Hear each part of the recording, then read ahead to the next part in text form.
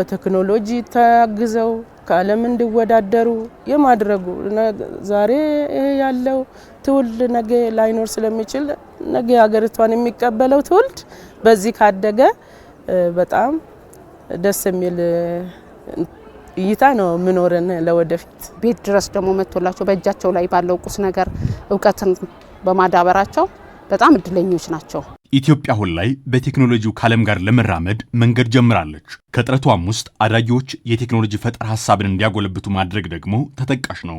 ለዚህም ይመስላል በአየር ጤና አጠቃላይ ሁለተኛ ደረጃ ትምህርት ቤት የ11ኛ ክፍል ተማሪው ዘላለም ፈይሳ ከዘመኑ ጋር ለመራመድ መተግበሪያዎችን ለማበልጸግ ሙከራ እያደረገ የሚገኘው። The following days, the following months ለተከታታይ ቀናት ለተከታታይ ወራት ራሴ ላይ የተሻለ ውጤት ለማየት ጥሪ ያለው ምክንያቱም ቤት ውስጥ የሚደረግልኝ እገዛ በትምህርት ቤት ውስጥ የማገኛቸው እነዚህ ኮምፒውተሮች ከወሰድኩት የኮደርስ ስልጠና ጋር አግዘውኛል። እናም ብዙ ሞከርኩ። በመጨረሻም ይህንን የሞባይል ጌሚንግ ሶፍትዌር ኮድ ማግኘት ችያለሁ። I got it done. እንደ ተማሪ ዘላለም ሁሉ የዲጂታል ዓለምን በልካቸው ለመጨለፍ እጥረት እንደሚያደርጉ የነገሩን ሌሎች አዳጊዎችም የሚሹትን ህልም እውን ለማድረግ እየሰሩ ነው። ከቴክኖሎጂ ጋር ያለኝ ቅሩኝነት ሲጀምረው ይሄን ያህል አልነበርኩኝ። ዘንድሮ ግን ሁሉ ነገር እዚህም ኮምፒውተር የተሟላ ሆነልን፣ ቤትም ትንሽ እገዛ ሰጡን፣ ትንሽ ሂንት አግኝተው ከዛ የዛን ሰዓት የኛም ፍላጎት እየጨመረ መጣና እኔ አሁን ሊሰራበት ያሰብኩት በኤአይ ፕሮግራሚንግ እና በሮቦቲክስ እንደዛ ላይ የመሰማራት ሐሳብ አለኝ። ስልጠና ወስጃለሁ ስለ ኢኮደርስ ሄደን አሁን እኔ ዳታቤዝ አክሰስ ላይ ነው መስራው ማለት ነው። እንዴት የመረጃ ሰዎችን አድራሻውን ኤጁን መንከላሳውን እኛ ተማሪ ስለሆነ ስለ ትምህርት ቤቱ ተማሪ ላይ ነው መንሰራው ማለት ነው እዚህ and I was completely surprised. በጣም እደነቅ ነበር ሰዎች ሌትና ቀን ከቴክኖሎጂ ጋር እነዚህን ኮዶች ለመስራት ለምን እንደሚታገሉ። በኋላ አንድ ቀን ነገሩ ሲገባኝ እንደ ቴሌብርና የባንክ መተግበሪያዎችን ለመስራት ክንውኖችን ለማቅለል ኖሯል። በምላሹ ደግሞ የተሻለ የክፍያ ዋጋ ያገኙበታል። እናም ለራሴ ቃል ገባው አንድ ቀን እዛ ደረጃ ላይ እንደምሆን። I promise one day I'll be on that stage. እንዲህ ያለው ለውጥ እንዲመጣና ልጆች የዲጂታሉን ዓለም በሚገባቸው ልክ እንዲለምዱትና እንዲዋሃዱት የወላጆች ሚና ምን ነበር ስንል ጠየቅን።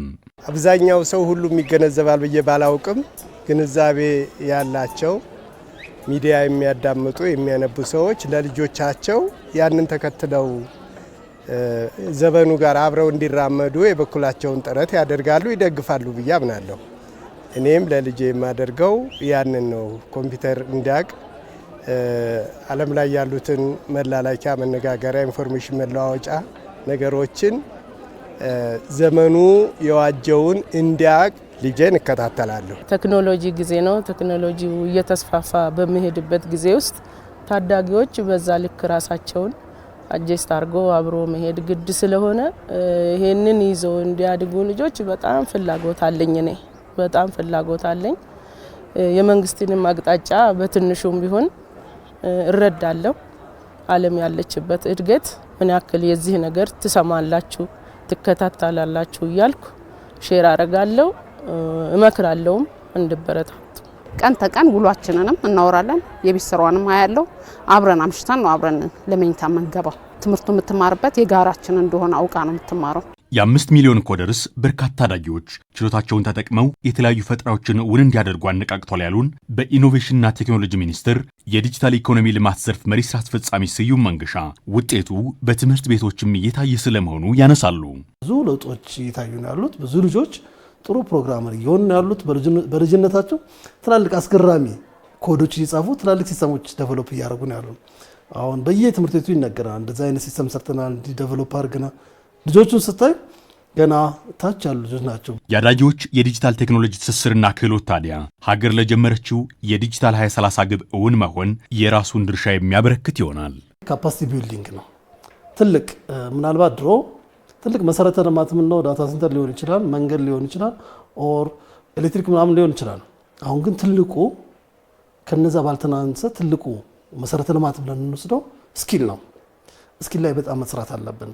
የፈለግነውን መሰረተ ልማት ብንገነባ የፈለግነውን ነገር ብናደር ስኪል ላይ ካልሰራን ትርጉም አይኖረውም። ከነዚህ ተቀናንሶ እዛ ላይ መሰረተ ልማቶች እንዲሟሉ ኮኔክቲቪቲ በደንብ ዳይሬክት እንዲያገኙ የተሰራ ነው ያለው። አሁን 2030 ስትራቴጂም ላይ በግልጽ የሚያስቀምጠው እሱን ነው።